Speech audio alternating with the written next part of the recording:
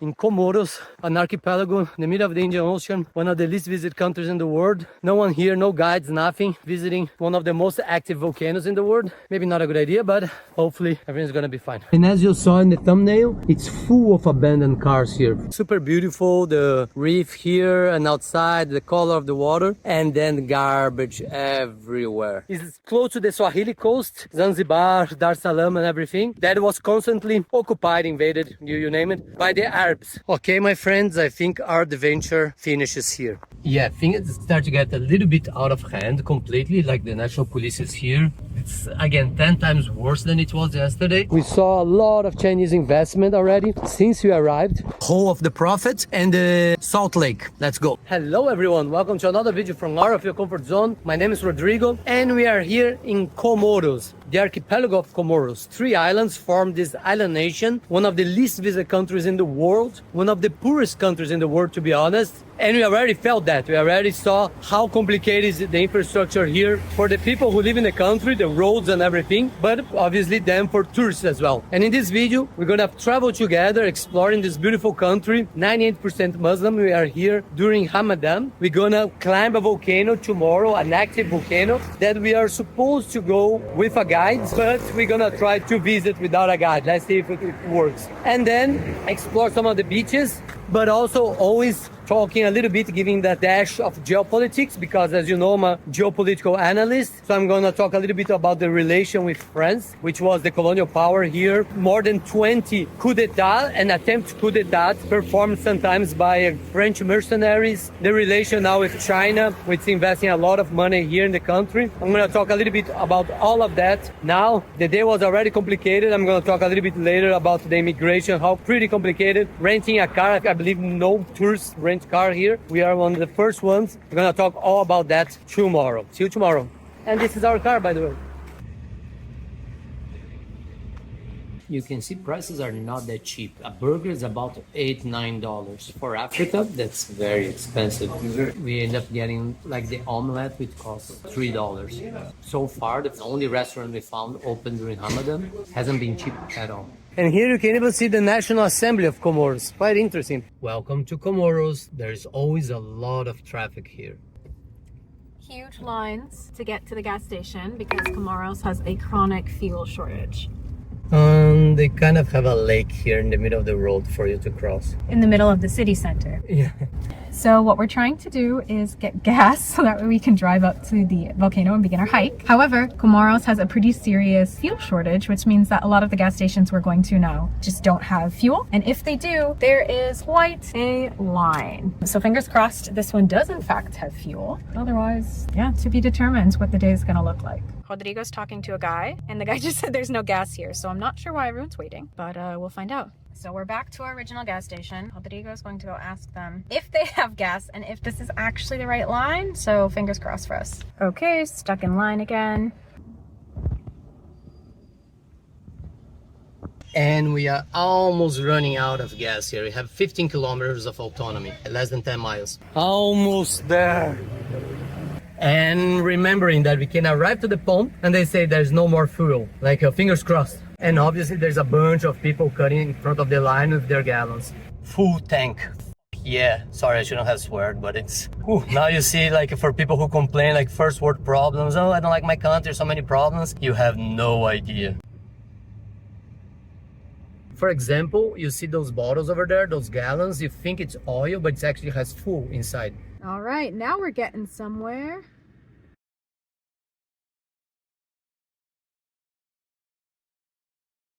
So we went through the gate. You have to pay 25,000 francs or 50 euros. That was good. You see like how sometimes serendipity, you just meet someone like that helps you. Yesterday we met a traveler in the same Airbnb we are, a Canadian guy, and he told us there's a gate and you have to pay 50 euros. And I didn't know that. So we got more money. Otherwise you wouldn't be able to pay the and it would have taken us a very long time to go back and find an ATM. Plus there were some people who they work on the mountain. We met them at the gate and then we are giving them a lift to go up here. Can I show them to say hi? C'est possible si je vous montre seulement de dire on est en train d'aider les mecs pour monter la montagne, ça va? Ou tu veux pas être gravé?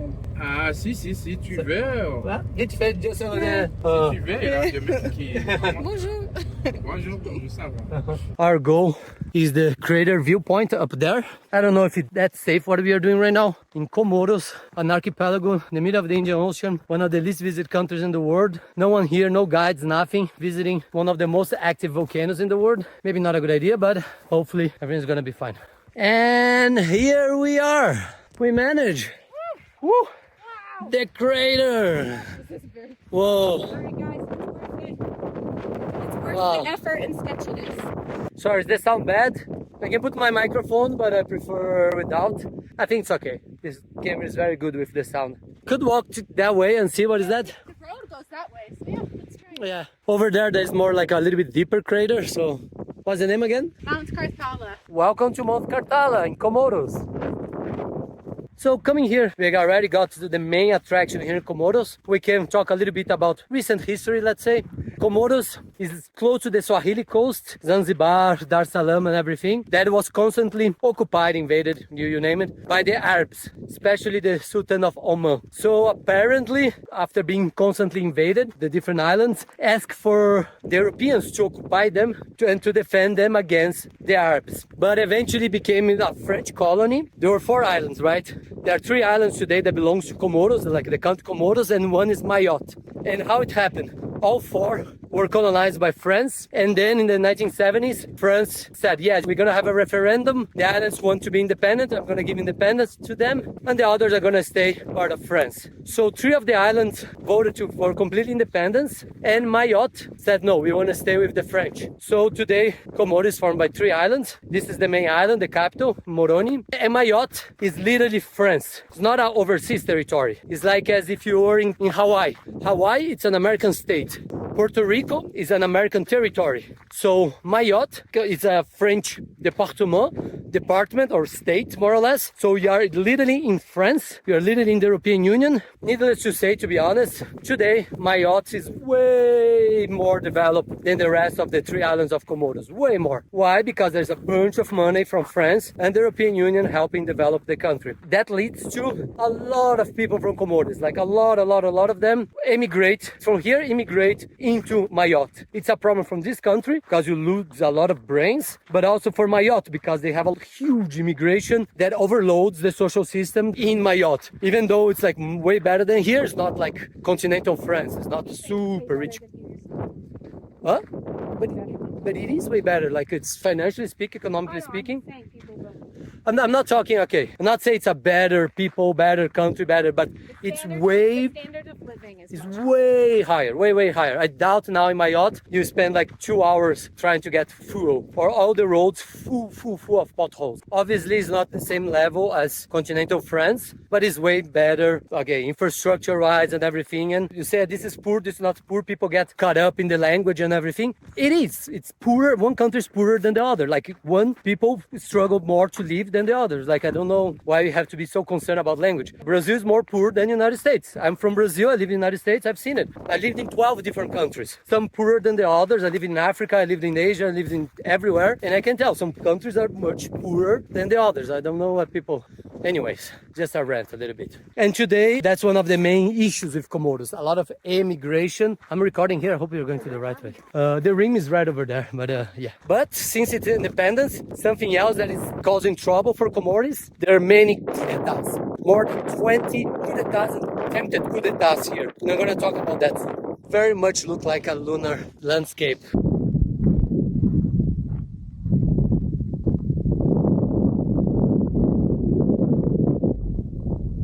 Okay, my friends, I think our adventure finishes here.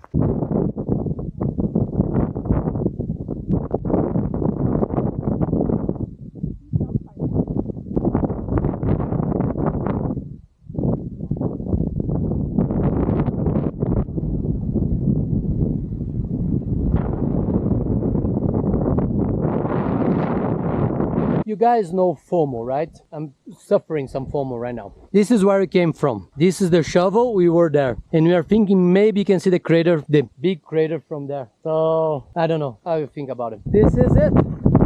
Well, kind of. Oh no, it's you over there. Okay, we were pushing our luck already. Yeah, we are coming back. And since we are in this nice part here of the descent, which is made of like it's a lava flow, an ancient lava flow, rocks covered in lichen, and they're hard lichen. It's weird. We're gonna talk a little bit about the coup d'etats that keep happening here in Comoros. Not just the coup d'etat, but some of the islands, the other two islands, tried to be independent from main Comoros. So there was some like fighting, there was some involvement from the African Union, from the United Nations. A very complicated recent history for Comoros. But the coup d'etats, it happened all the time here. There was this guy, this French guy called Dinard. Essentially he was a mercenary, you know, soldiers of fortune. And he tried to take power here 5 times, apparently. Dinard guy participated in 5 different tentatives of coup d'etats here in Comoros. Typical French mercenary, soldier of fortune. There was one, I think in 1994, the French military knew this guy was going to try to take power. He took power briefly, and then the French sent some special forces. I'm gonna put the name of the operation here. Did a counter coup to bring back power to the previous leaders here. So it's a complicated relationship with France, because sometimes it feels like that French is supporting some people, some French citizens doing coup d'etats here in Comores. Sometimes there feels like the French government is protecting the legitimate government at that time, at least, against French mercenaries. There's also the weird relationship with Mayotte and with France.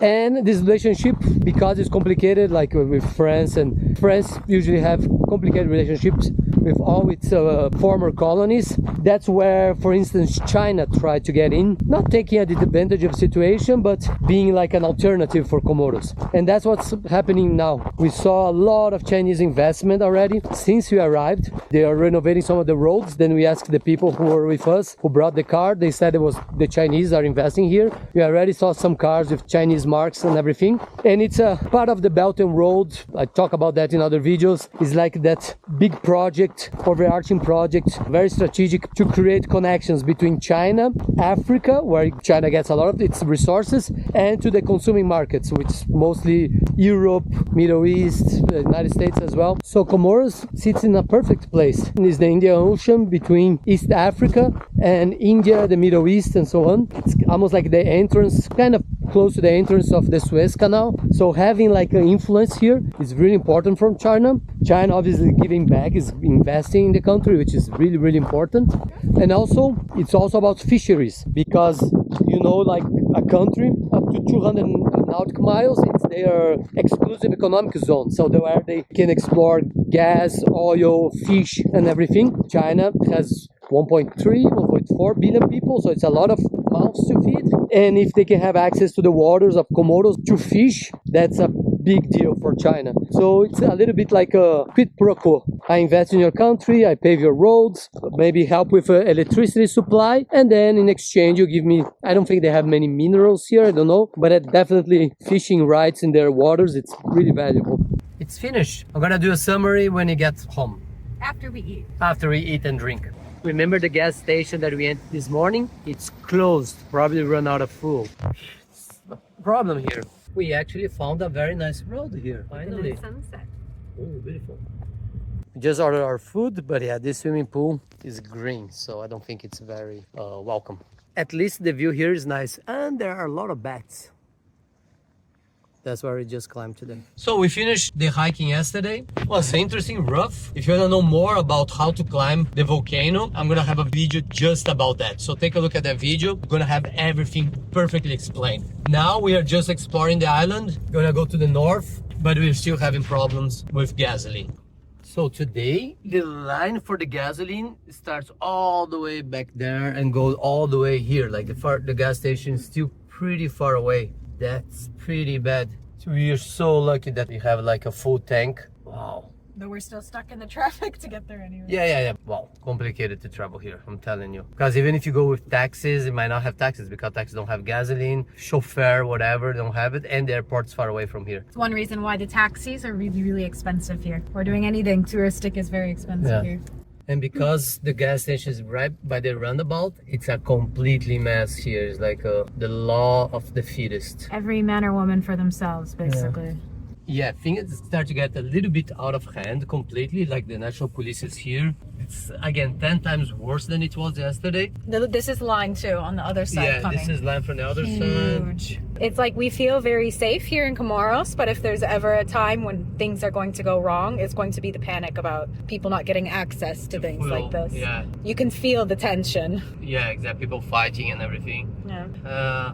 Let's keep going. So today we're gonna explore the northern beaches. We still have gas, and we are leaving tomorrow. So we're even gonna return the car with a lot of more gas than we got it, but that's it. And the northern beaches, there's like the back of the dragon. It's a nice place that you can visit. And yeah, I'm just thinking like how bad things can get. Sorry. And maybe it's gonna cut in half our exploration if things have got really bad. But talk to you. This is part of the center of here, Moroni. So a lot of people on the street, and we're gonna try to explore later today, walking. Big market here. And here another line for gas station. So anywhere you have a gas station, gonna have lines. This is pretty long as well. It's to get to that gas? To over there? Yeah, I think that's the gas station. Look, people are angry, people are fighting. This is gonna get ugly, I think.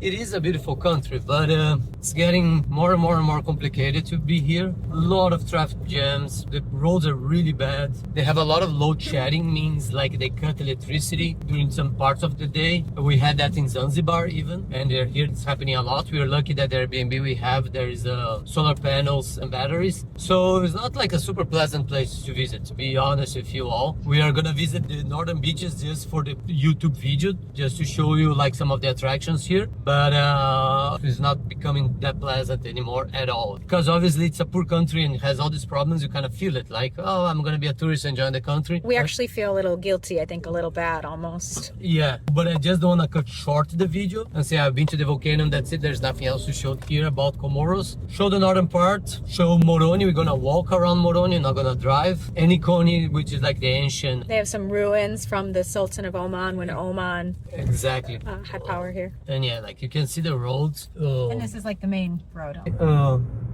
China, another thing from China. To help reconstruct the roads. Yeah. And again, I mean, some people might judge, are you using gasoline and everything? Oh, there's a lot of people using gasoline for other things that are not like just survival, right? At just the right moment. But we have mixed feelings too. Yeah, believe us. But I want to show you because more that a duty than anything else. You're gonna go show the beaches and we're not gonna stay there like sunbathing or anything. It's gonna be more like a task right now. And just the other attractions we mentioned. And tomorrow go back to the airport because it's not pleasant when and then I'm being like first world problems, like for tourists it's not pleasant. Imagine if you spend all your life here, how hard it is for them. Very difficult life. But I think it's better to give a sense if you explore a little bit more than just stay in the capital. And here actually the road is much better. Because nobody drives here. Yeah, probably very few people drive around here, so the roads are a little bit better, but a lot of abandoned stuff. Yeah. A lot of abandoned stuff.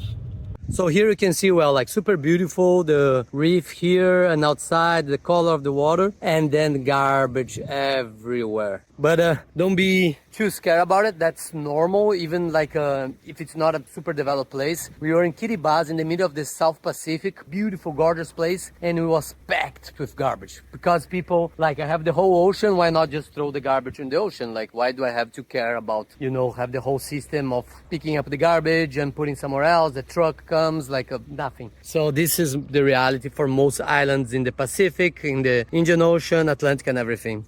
Talk a little bit about if you're thinking about traveling here, a few tips about it. One, if you want to fly, it's expensive to fly here. One of the cheapest places to fly from is Dar es Salaam, where we flew from, but a little bit more than $400. From Tanzania. From Tanzania. Dar es Salaam, the largest city in Tanzania. But there's almost no other way. It is an expensive country to get into. So that's one option for you. Also from Nairobi, it's another option, but I think it says Nairobi, the capital of Kenya, is a little bit more expensive. renting cars, I don't think tourists rent cars here at all. No. Like the immigration was extremely thorough with us, detailed, asked a bunch of questions. Where are you gonna stay? Where are you gonna go? What are you doing here each day? Blah, blah, blah. There was another guy with us. They wanted his chauffeur to come to the immigration. They wanted the guy who brought the car for us to come to the immigration. And they were very confused. He kept explaining that I am not driving them. I am just giving them the car and they were going to drive. They just like wouldn't accept it. And you can see maybe why. Oh yeah, between the fuel shortages and the difficult roads, I totally understand. Why people wouldn't like to. I mean, I wouldn't be driving. I don't think we'd recommend. So the alternative is like taxi everywhere and everything, and that's expensive. Very expensive, very expensive. To visit the volcano, some people say like $150 per person. What did it pay? Like 50 euros to go up the gate, and the car itself, that is 50 euros per day we are paying this car, and gasoline, which is a problem now. Accommodation, there are some hotels. They found the cheapest option, Airbnb. It was a pretty decent Airbnb, good internet. That's good, because then at least hopefully it's going to a local family. Exactly. And they had the solar panels on the battery, which is saving us. The same way it saved us in Afghanistan. In Kabul, for instance, our hostel there had solar panels and batteries. That makes a big difference at the end of the day. We've been visiting a lot of places with load shedding, with we've been in a lot of difficult regions of the world recently. Lack of electricity constantly. Syria. Even Zanzibar didn't have electricity for a while. Makes you appreciate what you have. Absolutely. And I can see here, maybe it's another gas station. It's another line. Anytime we see people, Every time we see people lining up, it's probably you can see this guy walking with the cans right now. Yeah, because it's not just the cars. When I went to fill up this tank, there was 1 million people with gallons and everything fighting like who is gonna fill up their gallons first. So it's here, the gas station. It's not. That was like much better than actually the other ones. Two more important things here if you want to travel to Comoros. Language, French. French is the main language here. They have their local dialect language, kind of mixture with French, Swahili and everything, and Arabic. But not everyone speaks French here, actually. Like the police officers, when you were crossing the gate to the volcano yesterday, they didn't understand anything what I said. The guy who gave the lift, he spoke French. So even if French is going to be a little bit hard. But French will be much more useful than English here. Yeah. Just English will be a little tricky. Maybe gonna find some people here and there, especially young people maybe, who might speak English, but French is way more useful here. Safety, we felt really safe since we arrived here. We were walking during the night and everything. Super safe. Maybe because it's an autocratic country, semi-autocratic country, so they're a bit more tough on crime, which is sad, right? Like we all want democracies, but it's sad to think that autocratic countries are better on safety than democracies. Maybe that's something that democracies should improve a little bit. The only tension we feel is with the gas. Watching people get a little desperate trying to fill up. Which is natural, right? It's a human thing. That's it for now. Let's go to our next stop.